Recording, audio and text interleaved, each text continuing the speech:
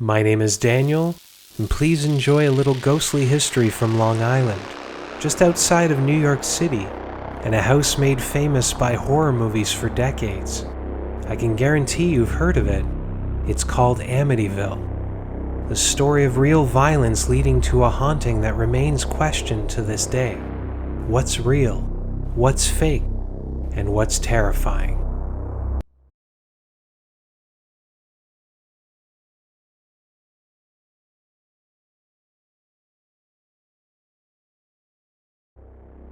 Citizens focused on Ocean Avenue in November of 1974. This is when the DeFeo family was found dead inside their home. All but one, 23-year-old Ronald DeFeo Jr., called Ronnie. He told police he escaped, running to the Henry's bar in town, busting in and yelling, "Help me! My mother and father are shot." A group of men gathered, and Ronnie led them to the house. The DeFeos were lying peacefully face down in their beds. One of the men called the police, and after an initial investigation, they arrested Ronnie. Not because they thought him guilty, no. It was to protect him from an unknown killer. The reason? Ronnie told them the murders were a mob hit, that his father owed them money, giving the name of an assassin named Louis Fellini. In the moment, police believed it all. Then an investigation was done. Evidence revealed Ronnie was a liar. No sign of forced entry or any evidence of a stranger in the house. Plus, Fellini had an alibi. They questioned Ronnie again and he cracked, telling officers, "It all started so fast. I couldn't stop. It was just so fast." And they asked him why his clothes were clean. He didn't answer. However, the belief is he took a bath, redressed, and dumped the bloody clothes. Later, the police said to reporters, Ronnie displayed characteristics of a methodical and calm killer. Quoted, "Who else could take a bath while his family lie dead in their room only feet away?" The trial began. Enter a lawyer named William Weber who stood for DeFeo, entering a plea of insanity. Ronnie told police he heard voices inside the house saying, "They talked to me, told me to kill them all." The prosecution argued back, said Ronnie was completely sane, blaming the murders on drugs and anger towards his father. More secrets came out, such as Ronald Sr. having a violent temper, taking it out on his wife, Louise, and of course, Ronnie. Ronnie was known as a weak child, showing his own anger through arguments that escalated to physical violence. The family blamed Ronnie's temper for all their problems, thinking if they could only fix the boy, everything would be fine. Ronald sent his son to a psychiatrist, but Ronnie rejected the doctor's help. They tried buying him off with money and gifts, including a $14,000 speedboat. Unlimited access to money didn't help him. Instead, gave him access to drugs, and by only 17 he was addicted to heroin. His anger got worse. The prosecution brought up two occurrences in his life. First, when on a hunting trip, Ronnie pointed a loaded rifle at his friend, and his friend ran, Ronnie chased, caught and cornered the kid like an animal, and then acting all confused, smiling, Ronnie asked, "Why did you run?" And second, when Ronnie almost killed his father. While in the house just after breaking up a fight between his parents, Ronnie leveled a loaded shotgun at his father's face and yelled, "I am going to kill you, you fat fuck." He pulled the trigger and it misfired. We'd learn only weeks before the murders that Ronnie also robbed a local car dealership. His parents confronted him and he denied it. Ronald didn't believe his son, hounded Ronnie, pushing hard, maybe too hard.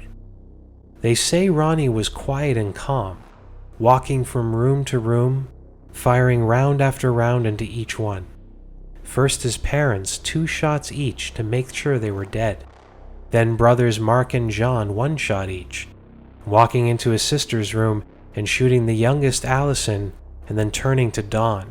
But Dawn was awake. Evidence shows he walked up to her, pressed the barrel against her face and pulled the trigger. Shaggy, the family dog, survived, was tied up in the backyard, It was his barks that woke the sleeping neighborhood.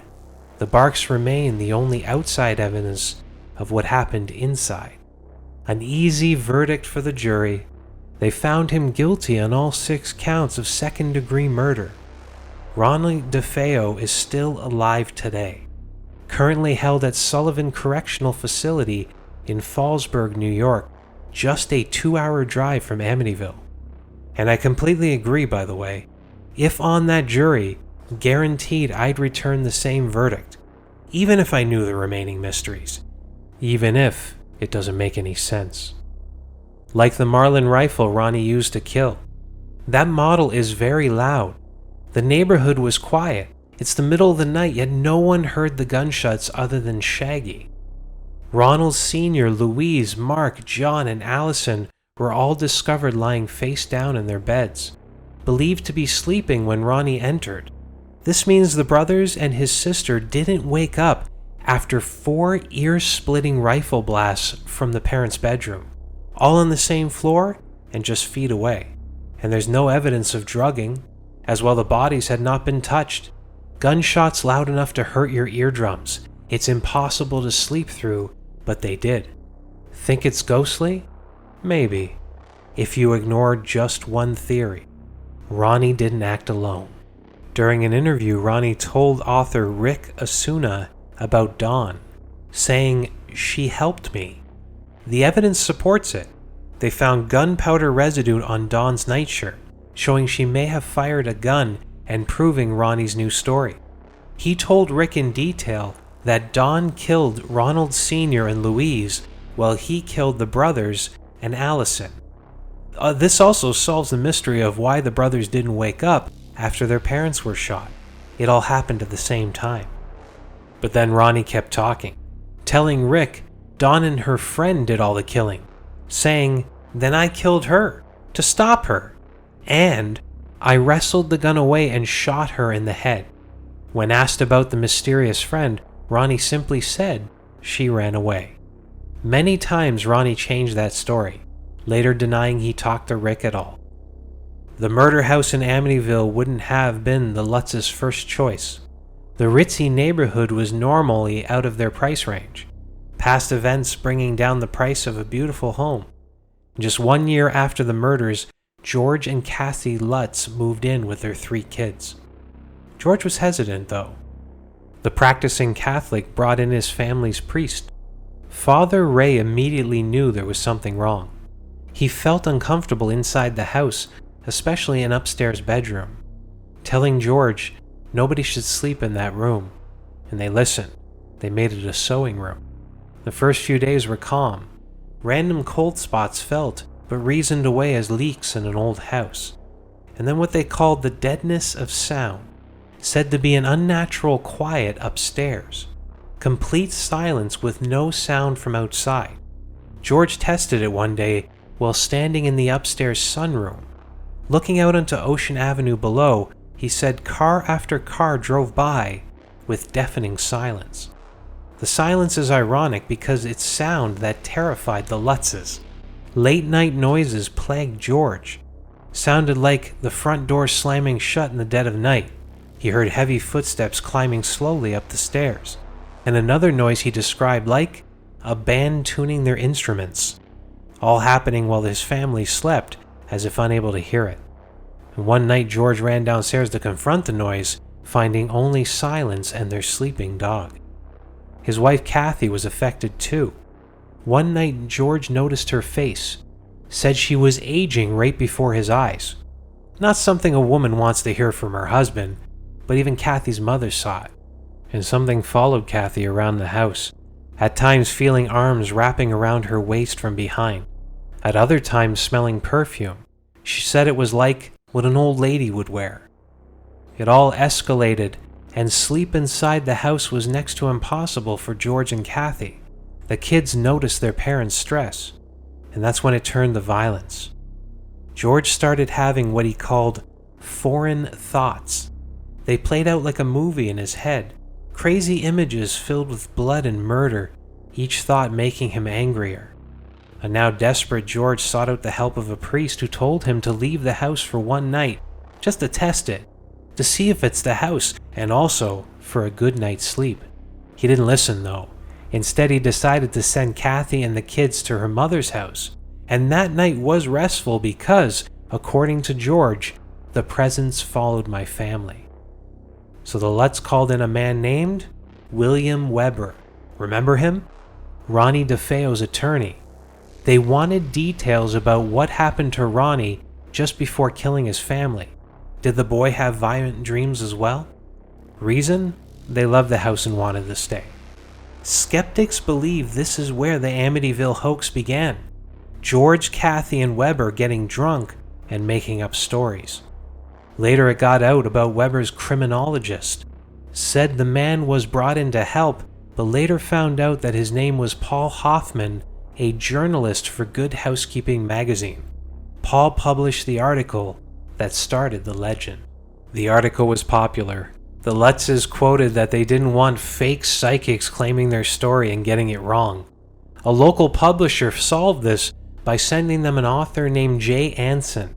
His book was called The Amityville Horror, published on Tuesday, September 13th, 1977, only 3 years after the murders. The first movie was made in 1979. George and Kathy were part of the promotion, but to his credit, George spoke out against Hollywood's interpretation, stuck to his family's experiences, but the main question hung over them all: was it fake, or is the Amity house actually evil? From the moment George lived at Amityville, he told his friend about strange emotion. They were the ones to recommend Father Ray. And as you remember, the priest felt strange in what became the sewing room, said it was unnaturally cold, and felt an unbearable dread while blessing the corners. And then a deep voice telling the priest to get out, followed by a slap across his face. Father Ray was disturbed when walking past George, stopping only to say, "Don't sleep in that room," and heading out the front door. When interviewed, the police said blisters formed on his hands, clearly stating it was not ghostly though, just my anxiety. As well, Kathy heard scratching just after moving in. Investigators later confirmed that Ronnie DeFeo heard the same noise just before killing his family. And remember when the ghosts embraced Kathy from behind? She smelled the perfume? This was accompanied by a motherly feeling and comfort. Kathy believed it was Louise DeFeo trying to protect her. I mentioned George hearing strange noises, and later all the Lutzes would report different noises mainly at night. George saying the musicians tuning and playing their songs, and others also heard the heavy footsteps. And the flies, an iconic scene from the movies. It is true flies appeared in the house during the winter, the majority in what became the sewing room. What's not true, that the bugs attacked Father Ray. The legend of the bleeding walls, of course, this is fake.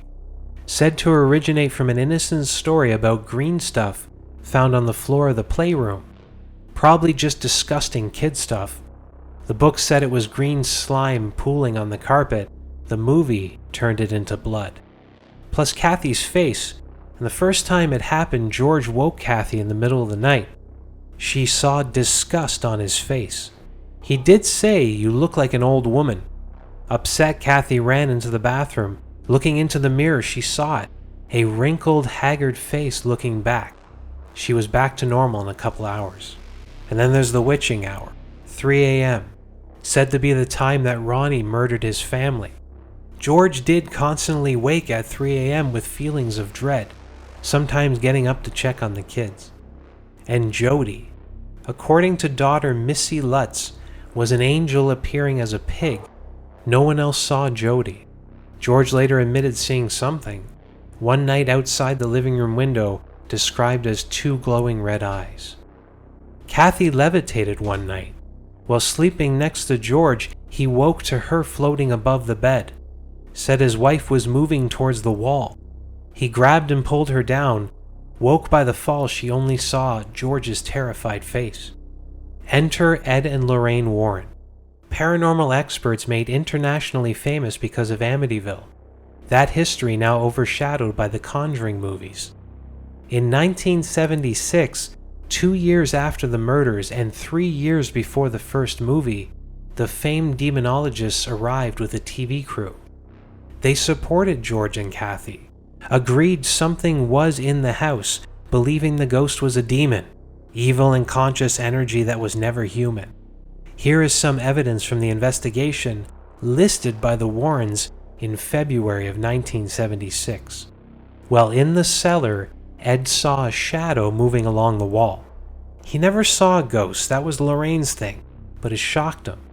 Ed commanded the spirits to leave and felt something lift him off the ground, and when dropped, he left.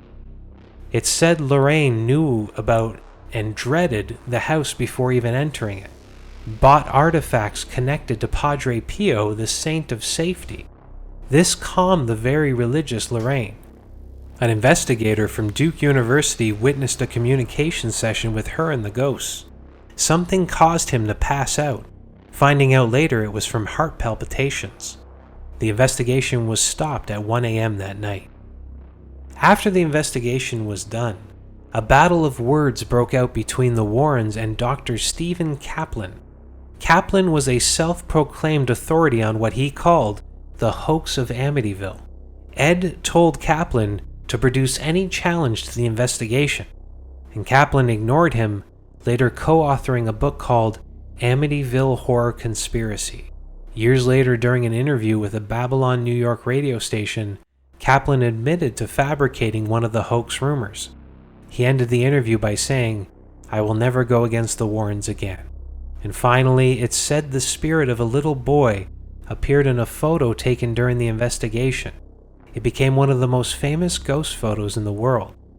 The Warrens believed it was the youngest DeFeo's son, John Matthew. For skeptics, there's another theory though. A look-alike named Paul Bartz was an assistant during the investigation. Looking at this side-by-side comparison, it is hard to tell. You be the judge. In June of 2010, Lorraine Warren spoke at an event inside the Alumni Theater in Toronto. I was part of a promotion team for this event. This was only 4 years after Ed's death, and accompanied by her son-in-law Tony Spera, she put on a very eye-opening, convincing presentation of a storied career. And during the Q&A, a local investigator stood and asked a question. Would you ever return to Amityville? Lorraine whispered no. She was visibly shaken at the idea, then saying, "The media wanted Ed and I to go back, to do a documentary. I refused. Told Ed we could never, not again. I'll never go back there. That house affected our lives more than any other case. It tried to kill us." We've reached the end. This has been a ghostly history of the Amityville house. Do you think it's a hoax? What about the Warrens? Tell us below. Ghosts make history just that much better. Thanks for watching.